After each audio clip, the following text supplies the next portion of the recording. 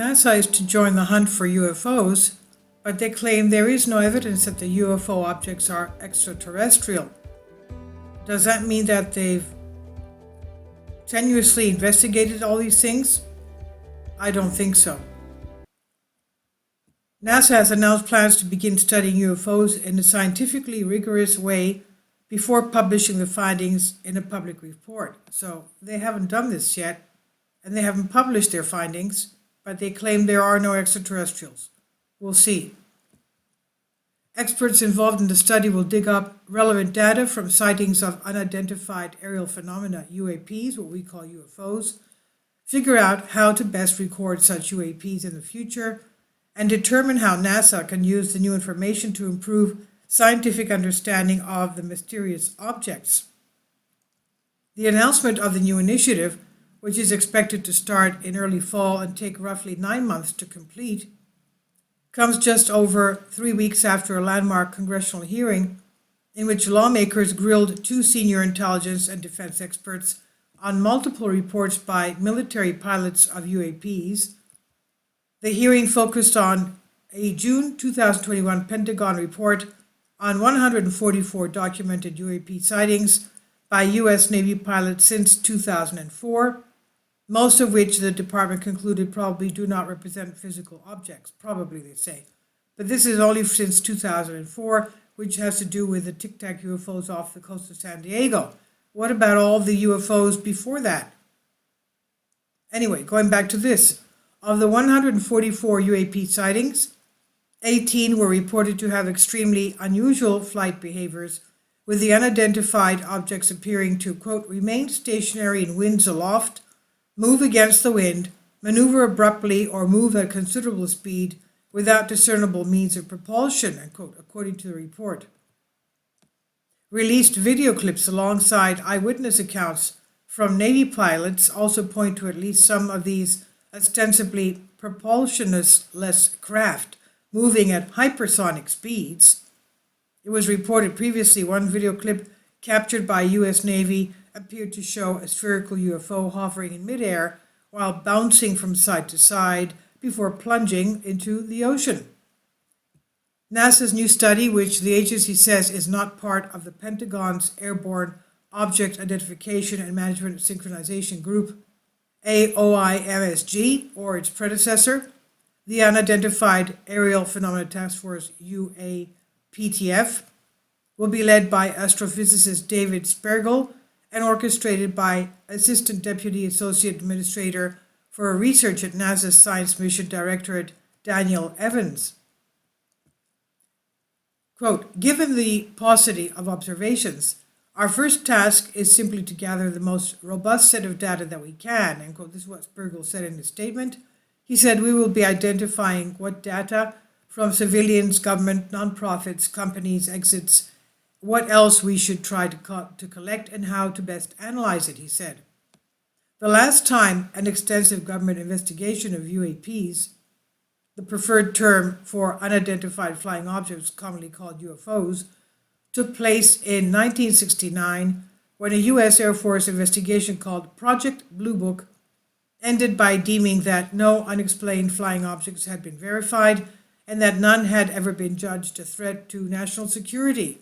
Well, these are a threat because they interfere with the pilots' training and flying. The pilots said that every time they go up there, they see these things. Now, then after Project Blue Book, nearly 50 years later, in 2017, Politico and New York Times dropped a series of bombshell whistleblower reports about the Pentagon's secret UFO research office. Those reports involved testimonies from the Navy pilots and radar crew who had encountered the strange aerial objects on an almost daily basis, quote unquote. In the wake of these reports, President Donald Trump included a requirement in the December 2020 COVID relief bill, which mandated that the Director of National Intelligence and the Secretary of Defense produce a report on what the government knew about UAPs, what we call UFOs. Later, President Joe Biden also placed a requirement in the new National Defense Authorization Act, this time stipulating that the military create a new office to investigate UAPs, alongside producing an annual report and semi-annual briefings to Congress. The subsequent 9-page 2021 report and last month's public hearing were light on detail.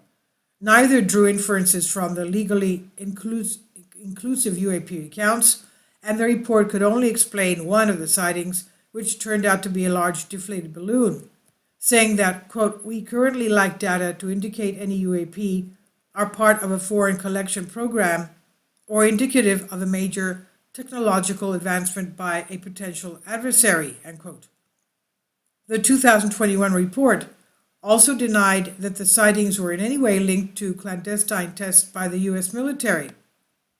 NASA officials stressed that there is no evidence that UAPs are extraterrestrial in origin, although they are of interest to the U.S. government for national security and air safety reasons.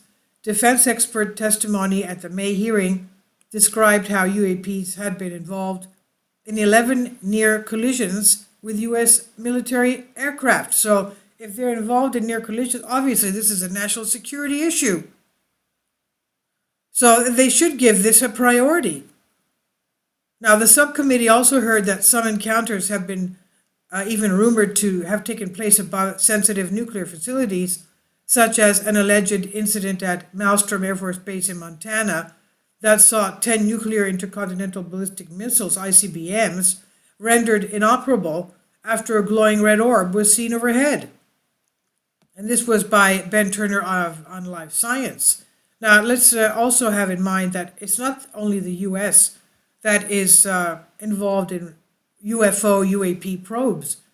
We have China, Russia, England, Canada.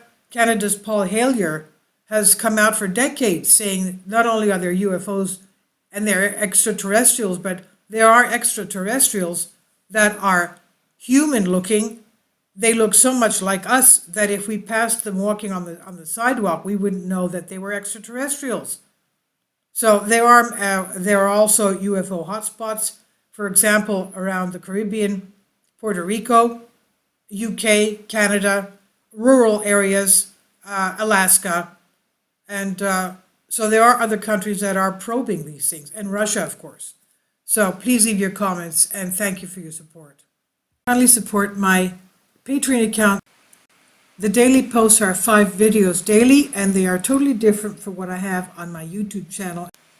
Thank you so much for your support and that you find all my content so interesting. You'll find the Patreon account details in the description box below.